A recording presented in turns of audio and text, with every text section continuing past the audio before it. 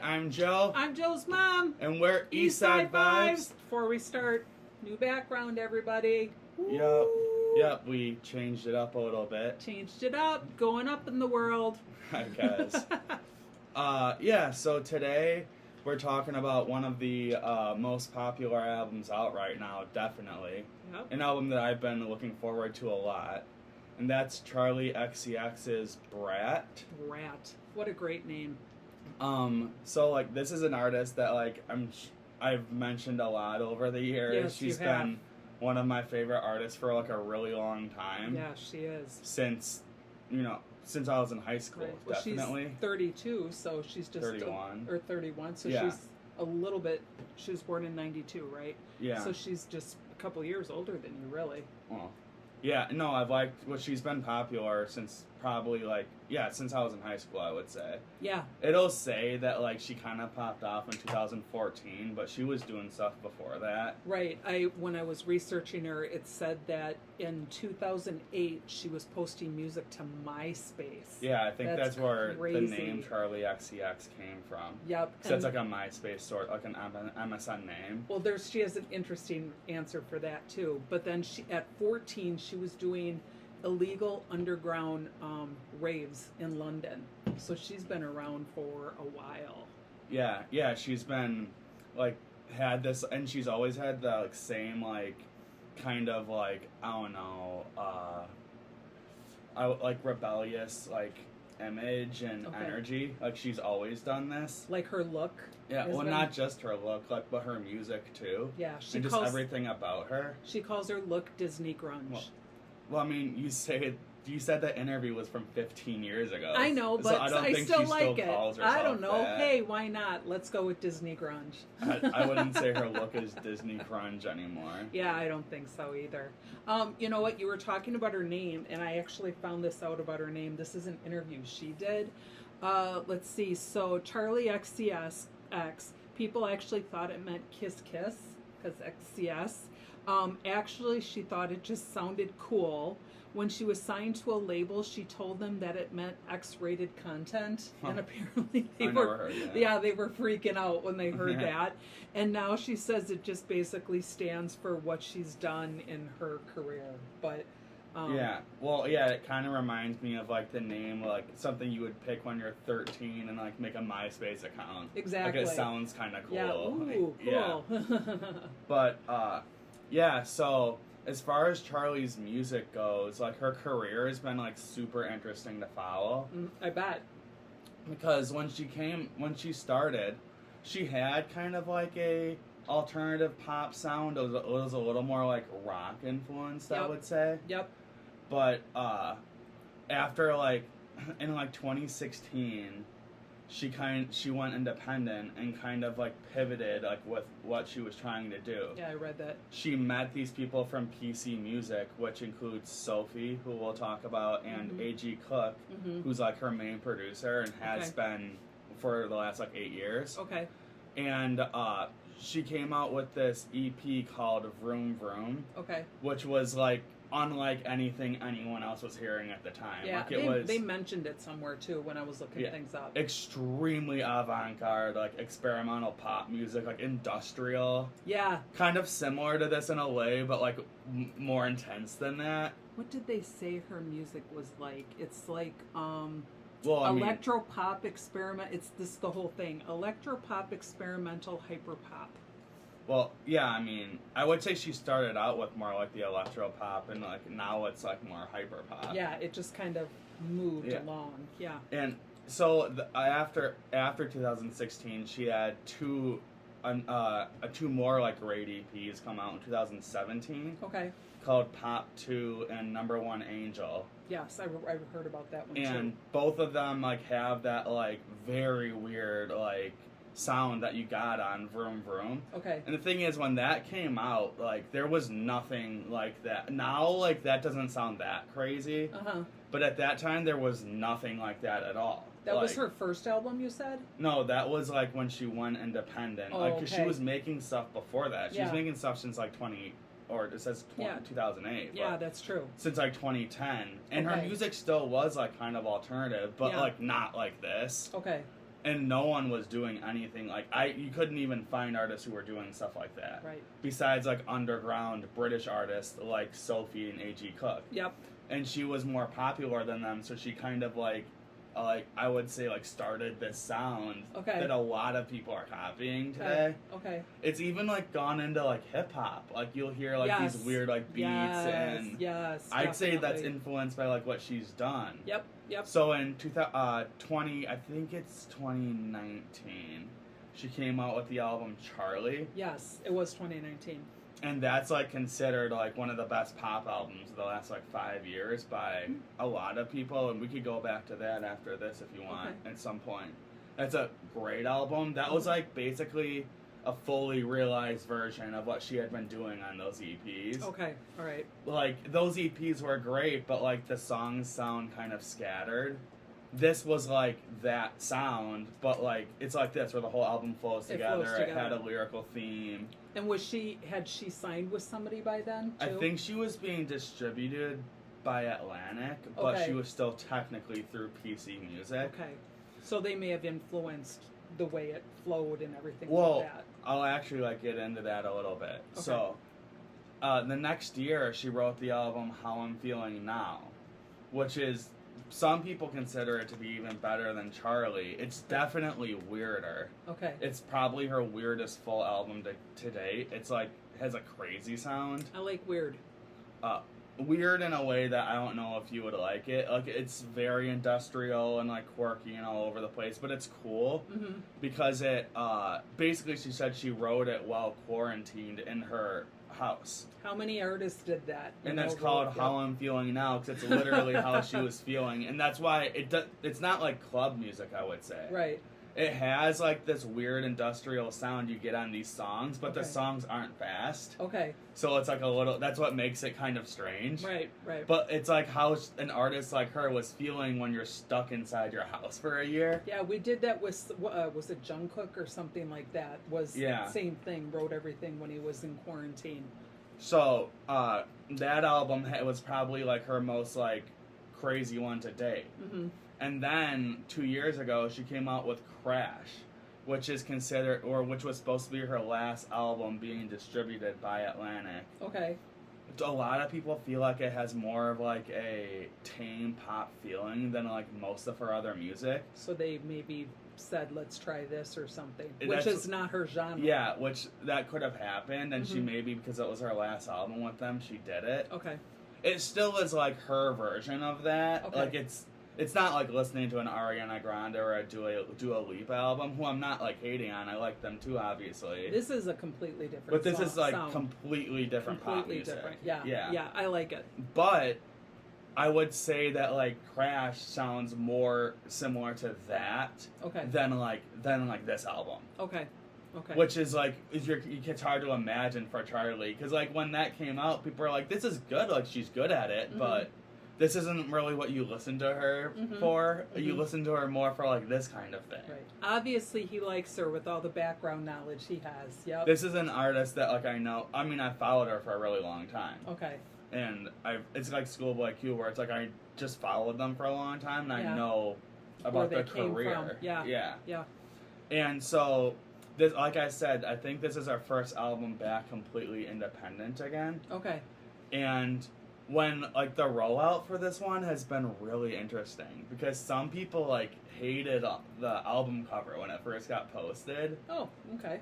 Because, I love it. It's very simple. Yeah, I love it. I love it too. Like, I actually bought the shirt. I think it's great. It's like green background, and then it just says Brat in capital letters over it. It's almost like she's going back to her roots, because I guess she said that the like album, or when she used to go to these underground warehouses in London where they would play like house and D&B music, they would have flyers that looked like this posted all over London. Oh, that's what one of the songs I'm going to talk about actually goes along with what you're saying. Yeah, it would like have like a neon background, just say like the name of like the bar or whatever. That's what she's love copying. Simple. I mean, you look at these and there's not so much like Rihanna's as, but basic, but that one is just, it's green with that on it. It's definitely just focusing on like the music. 100%. Which is super cool. Yeah.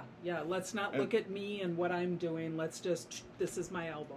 I will say it seemed like most fans loved the singles from this. Yep. Like Von Dutch, B2B, and Club Classics, all three of them were considered great. And actually, like, before this album came out, Von Dutch was, like, easily one of my favorite songs of the year. Interesting. And I wouldn't even put it in my top 3 on this album. Like, I like other songs more. So, but that might be because I've heard it so many times. Right. Because it came out back in January, I think. Right. But, yeah, I guess before we get into it, is there anything else you have to say about Charli? Anything you forgot to mention? Anything I forgot to mention. I know I covered it. But... Yeah, you pretty much covered everything so far.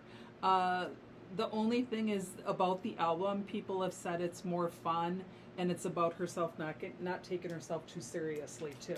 It's like you said, it's going back. It's not doing what maybe Atlantic wanted her to do. Yeah. She's more uninhibited in this album. Definitely. And she's willing to, like, talk about now and talk about the past in it.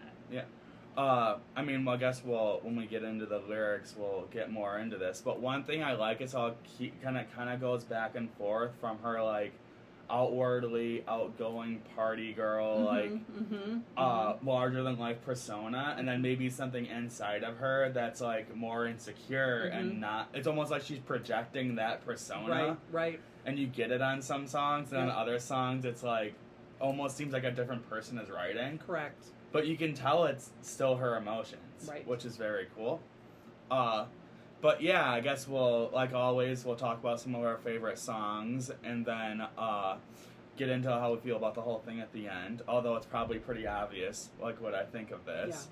Yeah. The first song we're gonna talk about is "Sympathy Is a Knife." That's your choice? Yeah, that's one of my favorite songs. So there's a lyric in this song that my mom says she doesn't like the song because she doesn't like the lyric.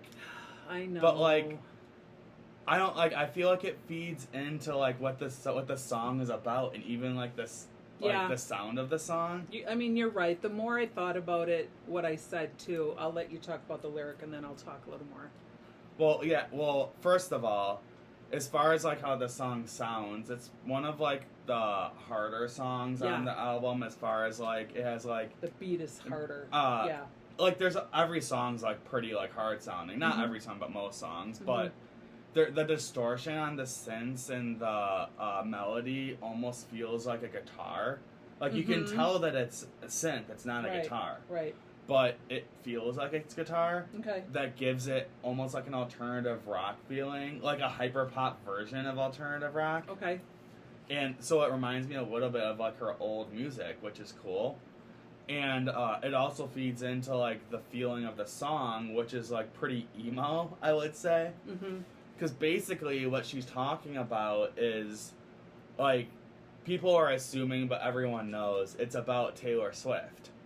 And it's about how, like, she sees this image of, like, what a pop star is supposed to be. Mm-hmm. And that's Taylor Swift. And she's like, I'll never be as tall and pretty and as charismatic as her, even though I kind of want to be. Mm-hmm. And Taylor Swift...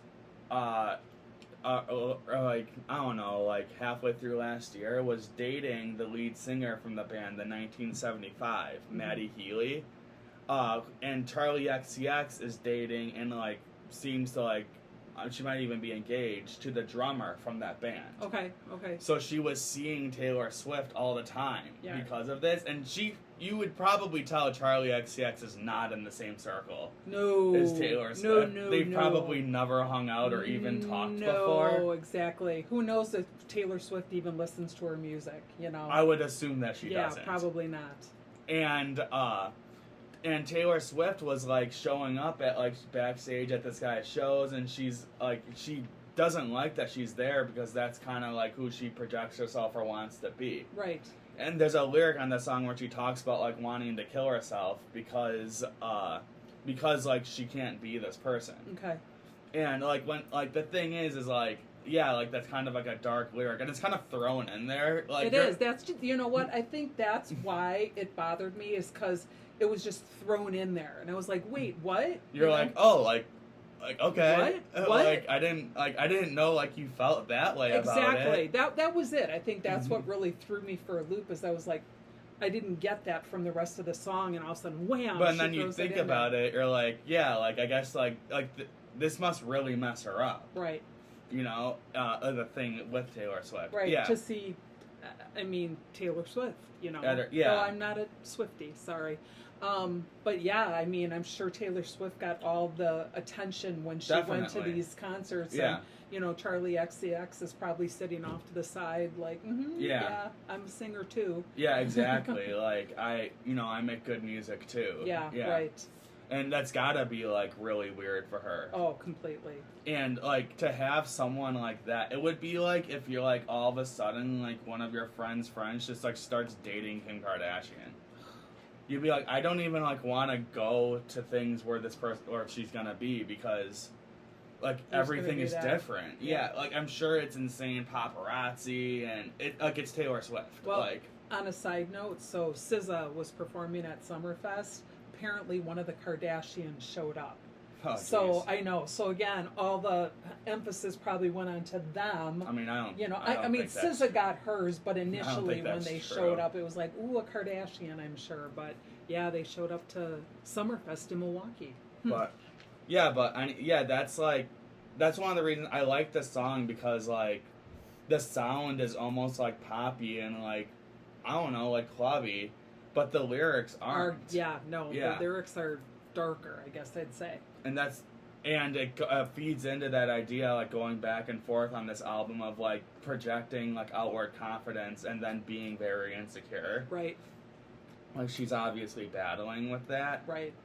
And yeah, I really like the distortion on, like, her voice on the chorus. That's one of my favorite parts. Like, it, like, adds emotion to this song, which I think is really cool.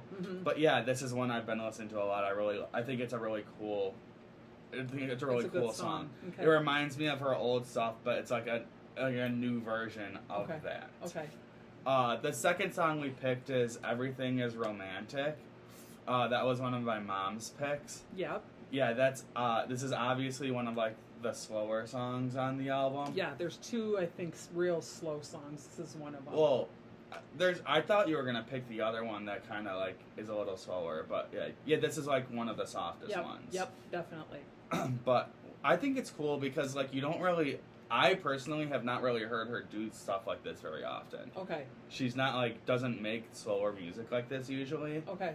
It's like, but she's really good at it, obviously. Yeah, I mean, she does a really good job. Right. Yeah. But yeah, I'll let you talk about why you like it. Okay, so, in Everything Is Romantic, I said musically the beat is slower, though she has this rap, she like rap sings, is what it is. So, though she's always kind of right, on that. But in this one, even though the beat is slower, she's actually rapping a little faster. Her like lyrics are coming at you faster. Also, there's a higher voice in the background that keeps singing, and I don't know if it's her or if it's someone else, but it's more like angelic. Like the voice is really angelic. Her. It's very, it really blends well with the song itself. There's a lot of repetition in the song of lyrics, a lot of them. She keeps repeating, bad tattoos on leather tan skin, Jesus Christ on a plastic sign, fall in love again and again, winding, doing manual drive. And for those who don't know, manual drive is stick shift. I'm sure some of our younger people may not know this. Additional repetition of the lyrics, fall in love again and again. It could mean in some ways that she's loving someone, and so they're saying that basically what I was looking up is that she loves someone and the repetition keeps going over again, like a tattoo of Jesus on a plastic sign, doing manual drive, and you're going through these same things over and over again, but that it makes you fall in love over and over again with that same person. Yeah. So it's kind of, I want to say a little bit like a monotonous relationship, but what happens in it is romantic no matter what. Even if they like to sit down at 5 o'clock and eat dinner, that's romantic to her because it's just like they blended into this relationship, and she just keeps falling more and more in love every time. Yeah, I think I haven't heard her like very often. She has written love songs like this, but th- it seems like she's really into this person. Yes. Obviously, and that's like really cool. You get that like through these lyrics. Mm-hmm. One thing I've always liked about Charli too is like you said, like some of the lyrics are repetitive. Mm-hmm. I think she's a phenomenal songwriter in that like she gets you like these her songs get stuck in your head. They do. And like to me, that's one of like the biggest things about pop music. Like you're listening to this for it to get stuck in your head. Correct. There's a I can talk a little more about this when we get to the song, but there's a Sophie line where she says, "I think pop music should be the biggest, brightest, most vibrant, like sticky thing." And she obviously like has that same mentality. Exactly. It's a different like style of pop music than like some other artists. Right. It's like hyper pop, like you said. Yeah, the point of this is for you to like remember it. Right. And she keep coming keeps back to to those lyrics over and over, but then it really gets you to understand the song better too. Yeah, and then she'll like throw other lines in there to definitely. tell the story. Yeah, exactly. Right. But then you still keep remembering the other parts. Yeah, that's done very well on this song. Yes. It's definitely I would say it's the slowest one, because even the other like slower ones are a little bit more big. Yes. This is like the calmest song. Right. This is say. like the what do they call it? The not the hiding song. It's the one that's jumps up on you. Yeah. And it's like a good spot in the album. It's like the third or fourth song. Right, and, right. And then it gets back to the intensity after this. What is it? A sleeper song is what you could say yeah. it is. Well, I could see people be like it almost being like a sleeper hit where like people like come back to this one. Exactly. It's not as energetic, but they're like, this was actually like really good for what it is. Correct. I agree. But so that's Everything Is Romantic. The next song we picked is Rewind. That's another one of my mom's picks, and this is one that has like a lot of people are picking this one. I could see why. It's so one reason I'd say we should definitely listen to Charli, because I've watched reactions of people on this list, other people reacting to this on YouTube. And a lot of them are like, "Oh, this sounds like Charli," and I think it does sound like that album. Okay. So, all right. yeah, and it's funny you picked this one. I'll let you talk about why you like this one. So you're saying you get the lyrics in your head as we're sitting here. Her lyrics and this song and the tune is going in my head right now. This is one that definitely gets stuck in your head. Oh, 100%. And Charli's like that. So. Yeah, definitely. So when we were talking about the intro, you were talking about how like. When she was signed with Atlantic, she was kind of doing what they wanted her to do. But at least on that one album. At least on that one. But it's like now she's come back to who she actually is. Yeah. And that's actually what the meaning of Rewind is. It's her wanting to, not her wanting to, but just basically saying, wouldn't it be cool if we could rewind and go back to the earlier times, go back to the more simplistic I even times. got that, like, she's maybe talking about, like, not wanting to be famous. Right, that comes up. So she's thinking about the success she has, but wanting music to return to a time when the music charts didn't matter to her. Yeah. So when she wasn't like, oh my gosh, Taylor Swift or something. It's just making music to make music. She keeps saying, and that's what's stuck in my head right now. Sometimes I just want to rewind, want to turn back time to a different time. Oh, sometimes I just want to rewind. So she just keeps saying that I want to rewind and not being that person who has to worry about what is my weight, what does my hair look like, do I look pretty enough, things like that. It is said that is actually a letter to when she was more innocent and posting on MySpace. And she keeps saying, I just want to rewind. I go back in time. I wasn't insecure to when I didn't overanalyze, which is when you become a bigger star, you start to overanalyze everything you do because you want it to become a hit. And she's like, I wish I didn't have to worry about that. I really wish I wouldn't.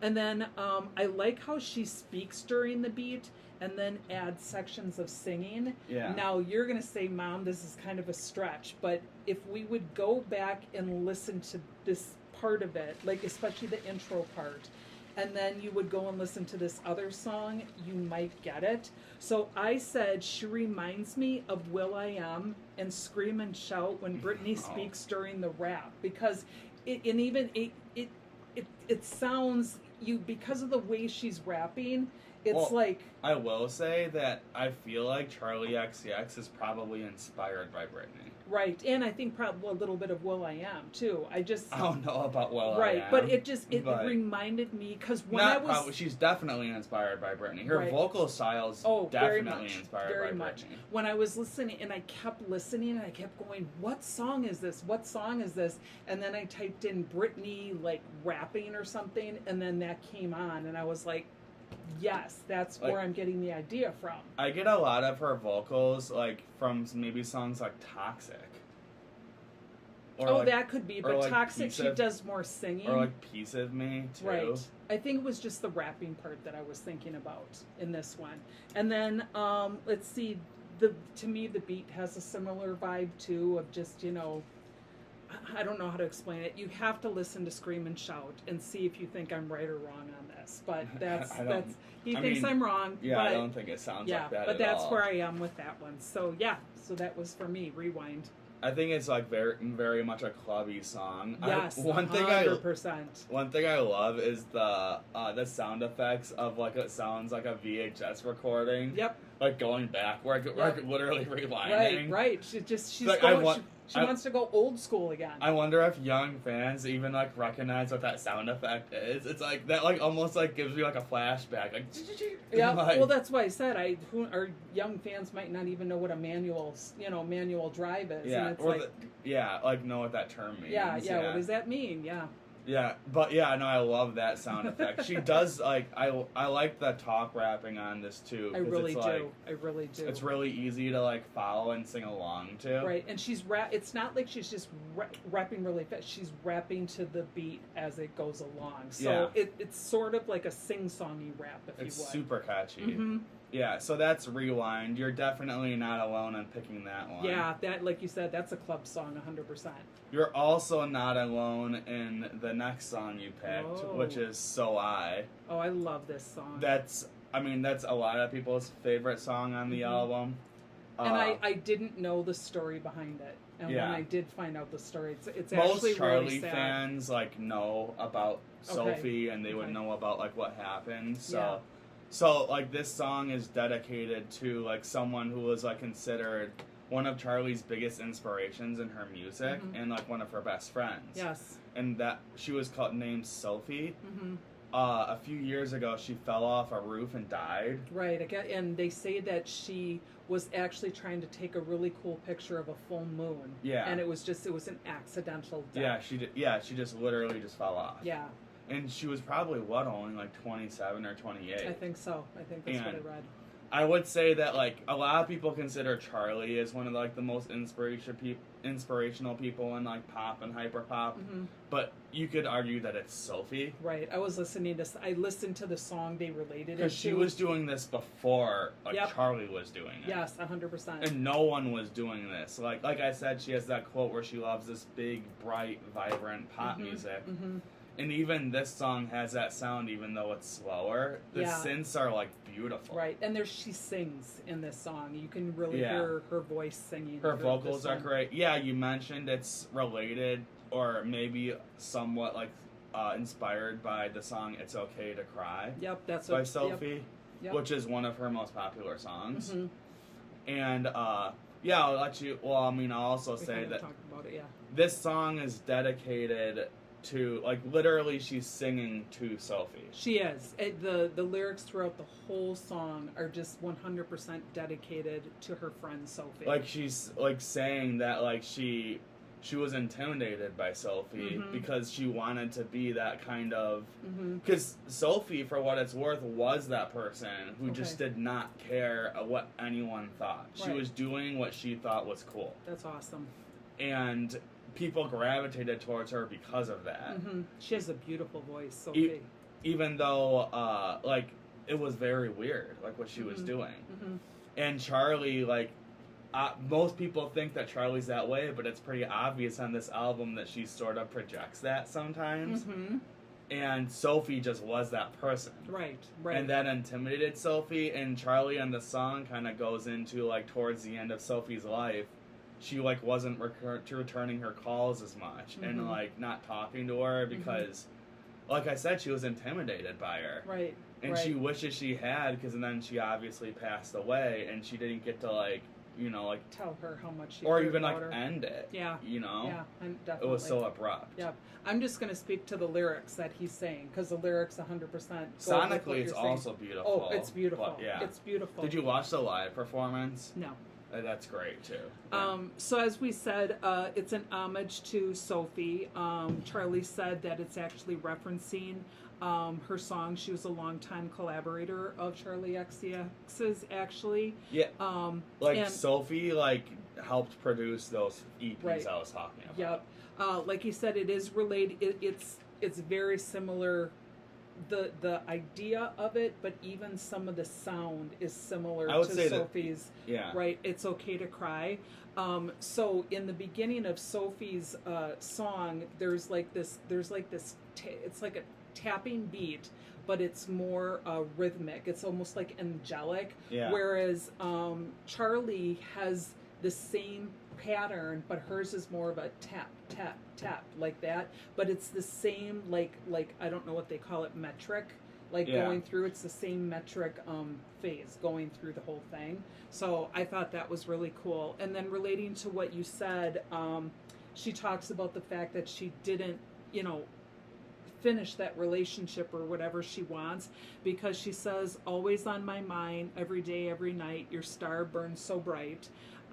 You're a hero and a human. Track was gone, and then this was the real part that you can tell she feels the guilt from. You would say, come on, stay for dinner. I'd say, no, I'm fine. Now I really wish I stayed, always on my mind. And then she actually even says, it's okay to cry, so now I can cry, which is, again, coming off of Sophie's song. It's, again, I didn't know it was about Sophie, and then when I looked up the background and their relationship together, I'm like, this is really a sweet homage to her friend. Yeah. Or homage, as they say. Yeah, she performed this at the Billboard Women of Music. Yeah, I heard she did. Okay. And, like, when she, like, it wasn't released as a single. Okay. She just performed the song. Okay. And, like, when she, like, goes out on stage, she says, that, she, like, basically says, like, my heart's racing because I haven't, like, done something like this, Okay. And, like, you can tell, like, right away from the lyrics, like, who the song is about. Right. And, it's beautiful. Yeah, it's really cool. It's a beautiful, as I said, homage to her friend. No, you mentioned something. I just have to say this before I forget. There's a Mac. You mentioned like the beat. Mm-hmm. There's a Mac Miller music video where he's like in the beginning. Mm-hmm. I've like obviously Sophie could do it. I haven't seen a lot of people do it. He's creating a BPM with his hands. And then he like tells like the producer like do this. And I'm like, how do you even like have that in your mind that you like would be able to do that? Right. Yeah, there are some artists who can do that. It's crazy. Yeah, it's crazy. It's really cool. But yeah, I'll have to show you that. But yeah, that's So I. It's a lovely song. The next one we picked is Girl So Confusing. I think it's Girl So Confusing, but because there's a comma there, but okay. But it's that's because like in like the lyrics a lot of the times girl is actually like the last that's like, true. lyric. That's true. Know? Yeah. But so when this one came or when this album came out, people were trying to figure out right away who this. I think it's pretty obvious who the song's about. Yeah, you said that. Because she's very specific. Mm-hmm. Some people were saying Katy Perry because I could see that like she does like kind of look like Katy Perry a little bit. Okay. I don't know if you've seen Katy Perry's new single rollout. No. But they're calling her Charli CVS because she looks like she's dressing like Charli. It's like I guess she's trying. Yeah. But she wants to go back to being younger. So this song is obviously about Lorde. Yes, that's what you said. Uh-huh. And Lorde came up around the same time as Charli, was also an alternative pop artist. I believe she's from New Zealand. Okay. So a somewhat similar accent to Charli. Mm-hmm. Big hair. Big hair. And like she says on the song, we have the same hair. And Disney grunge. I would say Lorde is more Disney grunge than Charli. 100%. But 100%. So Lorde, like basically like people like didn't know if they were friends or not because it seemed like there was tension. Okay. And on this song, she talks about how she wants to be friends with Lord, but she doesn't know if Lord likes her or not, and she thinks that Lord doesn't like her. It's like a little kid story. I want to be your friend, but I don't know if you like me, and I don't want to ask you. Yeah, she's like, we talk about making music, and like it never happens, and I always invite you to my parties, and you don't come, and we go out to dinner, and we don't really know what to talk about. Right. And so she's basically like saying like, you know, like I think you're cool, and like I think we're like, you know, we're not similar, but we're like kind of similar. Right. I want to hang out with the cool person. Yeah. But so this song is obviously about Lord. Okay. Lord did a remix to it that came out a few days ago. That's amazing. And I don't know, do you listen to it, right? Yes. It's honestly sad because like you like figure like you didn't realize Lord was feeling this way. Lord in her verse is basically saying like, hey, like I didn't even know you wanted to be friends with me. Like I kind of hate myself. Like she's talking about how like she like has been trying to get skinny but keeps putting back on all the weight. How she thinks Charlie's way cooler than her and she's literally embarrassed about being in photos with her. Wow. So it goes back to the idea of rewind, you know, just not having to care about yourself, but Lord is caring about herself. Yeah, like she like literally says that like I don't want to be in pictures with you because I think I'll look bad. Yeah. Oh, and that's like so really sad. Right, yeah. that's really sad. And yeah, like she goes into like, you know, like when she was a kid, like people like, you know, made her feel really badly about herself. And so she like puts out this outward projection of like to protect herself, and she didn't realize it was affecting people around her like this. She's like, and then like in the line, she like, I realize that you're still that young girl too. Right. You know? I have to admit, it sounds like, I mean, music, when you get in the music industry, it's obviously so, you know, dog eat dog. And you're always like thinking about what can I do to look better, feel better. But when I was reading about her, her parents were so encouraging. Like at the age of 14, she's going to these underground raves, and her parents were like, can we come? And she's like, no, this isn't the, like, you know, not that she didn't want, she was embarrassed, but she's like, I don't think you're going to get into that scene too much. There is a song on the album where she kind of talks about her weird relationship with her parents too. But it sounds like they were very supportive of her, which was a good thing, which is a good thing, obviously. But yeah, I mean, you said the industry. There's a line on the song where Lord says like we're two sides of the same coin that the industry wants to spend. Right. Where it's like that's a good lyric. They compare these two people who do not make similar music, but I guess are kind of alternative pop artists. Right. They're not American, so people just assume that they're the same thing, even though they're from further away from each other than like Britain is from America. Wow. You know, like New Zealand from London. Right. Like that is very far away. Very far away. Yeah. So, and they were always like, you know, like forced to be compared to each other, which is probably why they're friends, even though like they're from completely different like styles and scenes and everything. Right. That's so cool though that they can be this way, whereas I think back to like Britney Spears and Christina Aguilera, they were so similar. Yeah. But I personally feel the industry made them get into this like riff with each other. Yeah. Like I really think they would have been were good friends. friends. Well, they were from the were Disney show. Yeah, they were on a show together. Yeah, they were the Mickey Mouse Club. Yeah. And I just feel like when they suddenly became popular at the same time, the industry like put this thing in there to make it makes seem, it sell more. Yeah, to exactly. And I mean, who knows? Maybe they were friends actually, and we just don't know. But it's disappointing. Whereas in this song, in the remix especially, it's you can tell that they actually are similar, and they respect that about each other. It's not like, ooh, you're better than me. So that's what I like that a lot. I do. Like, this is another like clubby song. I love like the clubby feeling of it. I agree.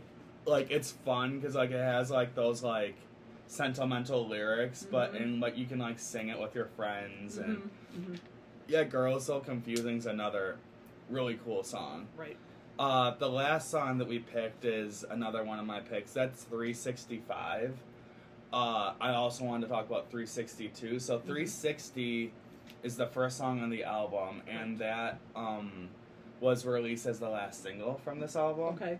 also, I thought it was great when it came out. It has like this really like bubblegummy like pop sound. Mm-hmm. I love the I'm So Julia, like she's referring to like Julia Fox, obviously, Yeah. who's like one of her best friends. Right. But like yeah, like that girl, you see her pictures of her everywhere. Okay. You know, like she's it. She's like an it girl. Yeah. And Charlie's obviously an it girl too. Right.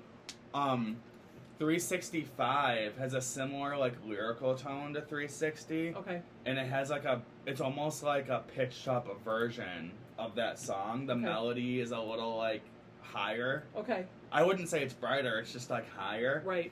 And then like towards the end of this one, like it kind of gets like almost like a techno sound. Okay. Goes back to that like underground like London warehouse thing to like close out the album. It's the kind of music you would expect if you went into like one of those warehouses. Underground warehouses. That would be fun to do. And I feel almost like when they say underground, and I know it's not underground, but I get that feeling of the rave, which is a musical venue we have here, because there's so many different stages. So I think you'd be like in that underground. It's referring stage. to like it's like a culture that like you probably don't know about. It's like literal like warehouses where like DJs will like go throw these like dance sets. Like they had when I was younger, at least they were doing it in Milwaukee. Is that similar to in that Adam Sandler movie Uncut Gems, where the weekend is like in that underground area? Is that kind of like, is that the idea I got? Okay. Well, I mean, it's like literal. It's like that kind of music, though. Like you'd go and they put like 2 hours of like this like this DnB kind of music. like techno music. Got you. And like everyone's just like on like who knows what, but like everyone's also like having fun, and it's just like for that. Right. I got you. Okay. And that's at the end. The song closes out that way, but then it kind of goes back into that bright melody at the end. It does. It does. Like I said, lyrically, it's pretty similar to 365, or I mean 360. And I've heard that if you change, I forgot what the number is, but if you change the playback on like Spotify or Apple Music on this album to like 7 or 8 seconds, okay, it'll flow in a way where every song flows perfectly into great. The next one. So it's like you're at a concert and they're playing, or not a concert, I mean a DJ set. And it's just... And then it goes, 365 goes back into 360 and it starts over. Oh, that's cool. It's like a literal 360. It's like a full circle with a little more. Yeah, and that's super cool. Like, that's so hard to do. Right. Oh, I'm going to have to listen to Yeah, that. I'm going to have to figure out what the playback, just like to be able to do that. Correct. Because I haven't done it yet, and I should have. But, I just think 365 is an awesome way to close out this record. It really closes it out with a bang, like a pop. Right. It's not like you fade off into the distance. It's like, boom, ends it. Like, yeah, it's almost like fireworks. Right, there you go. And like, for an album like this, like, I think that works really well. You wanted to shout out Von Dutch? Oh, yeah, I wanted to, that's the one that we didn't, well, I mean, I kind of already talked about it at the beginning. Right. How, that was one of my, favorite songs of the year, and I didn't even pick it. I just think it's a really cool song. It has a similar feeling to 360 or 365. Okay. It's like a clubby, it's like that outward projecting, I'm better than everyone, and then you get on other songs where she does not feel that way. She doesn't feel that way at all. It kind of goes back and forth. Right. And, yeah, I think Von Dutch is really cool for that. And, the idea of, I'm in, these clothes, that's, really cool. But, that's Charli XCX's Brat. This was obviously a pretty long one. We had a lot to say. Before I get into how I feel, I'll let you talk about, what you think about this album as a whole. So, I had heard of Charli Xcx's. It's so difficult for me to say that. But I've never, like you said, I probably heard her songs, but just didn't know it was her. Yeah. And so I had to listen to the album a couple of times before I really got into it. I liked the music to begin with. I liked the fact that she was what I call musical rapping. You've got the music going and then she's rapping with it. But then the more I listened to it, the more certain songs really hit with me. And those 3 that I picked are the 3 that really hit with me. I thought you would pick I Think About It All the Time. That was going to be one of my other ones. But or even Mean Girls. I almost did that one too. I know, Okay. I almost did, but the three that I picked really, I think lyrically were just really important to me. You know, worrying, you know, rewinding and worrying, you know, thinking back to, you know, you wish you could go back to like a simpler, you know, when she was doing the underground Yeah. work. And then Sophie's, the homage to Sophie and Yeah. So it really showed a lot of her real feeling, a Yeah. lot of who she really is. This isn't just like a you know a movie, like a bullshit album that you're putting out there because you have to. Yeah. This is her being raw. Yeah, definitely. It's very raw. So I would give this probably an 8.5. I mean, less than Billy. Less than Billy. I really Wow. thought I loved Billy's album. Yeah. Well, I mean, this is my favorite album of the year, definitely. I gave it like a 10. I think it's wow. I think it's perfect. Like I Wow. don't. The thing is, I Wow. don't know how you would change anything about this. I wouldn't at all. Well, there you go. Right, Like, I wouldn't, but I think I like that Billy sings more. It's not that I don't like that she does the rap singing, as I call it. I like the sound that Billy put through better, and that's why I gave her a little bit lower. I'll get you into more of like this like actual like hard pop music. I know Okay. you like the softer stuff. Right. Although I think you'll really like Claro then, because that's even more like that. Okay, And that all right. her album's coming out, I think, in a couple weeks. Okay. But yeah, that's Brat by Charli XCX. Well, did you want to talk about your feelings first? I mean, I don't know. You can. You what said you're a 10. I mean, yeah, like And this video is already 45 minutes long. That's true, sorry. Like, I don't think I have to say much more. I could have picked every song. That's the That's thing. what you said. I like every song on the That's whole what thing. you said, correct. I could download. I could just listen to this thing. It's like one of those over albums. and over and yeah. over. Or that's why I said I gave it a 10, because like even like I love that Schoolboy Q album, but there are a few songs where I'm like, I'll probably just skip them. Right. I don't think I would skip anything on this. No. And to be fair, I don't think I would skip anything in the Billy album either. Right. And Right. I also think that's It's a legitimately great album. Yes, it is. Like It as really far is. as pop, like these two are, I'm sorry, so far ahead of like They are, and it's Dua and like Ariana. it's I'm such sorry. a bummer At that least you this don't year. hear them more on. And granted, I don't listen to the radio a lot, Yeah. but it's a bummer that you just don't hear about them more. Like hear about. I mean, like, Billy's number one. Billy but is number one, yeah. but I wonder how much would actually be played on the radio, and the same with I don't Charli think XCX. the radio matters. Right, but I guess I look at those kind of things, and like Dua Lipa, I think would be out there more and stuff like that. I just don't think They might just literally be marketed better. could be. I think they They don't have- get the respect that they deserve. This album seems to be giving Charli the respect. That's like people excellent. are I love actually it. like, this is the highest rated album on Metacritic this year. Wow. I think of the last like few years, Okay. like Metacritic is that website where they like compile user scores and critic scores, Okay. like magazines. Okay. It has like a 95, Wow. which Wow. that's almost perfect. Exactly. So yeah, that like I said, that's Charli XCX's Brat. I'm Joe. I'm Joe's mom. We're Eastside Vibes, and thanks for watching. Bye.